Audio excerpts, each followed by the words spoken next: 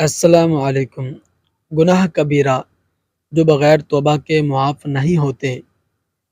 آدمی کو قتل کرنا، زنا کرنا، اغلام بازی کرنا، شراب پینا،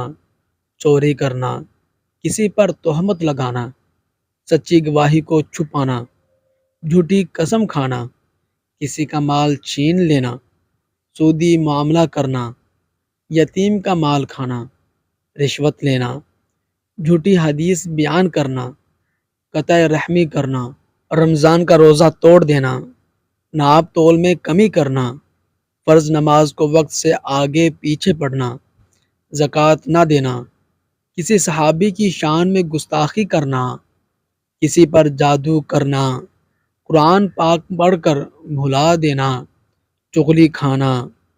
عورت کا اپنے خاوند کی نافرمانی کرنا، اللہ کی ذات و صفات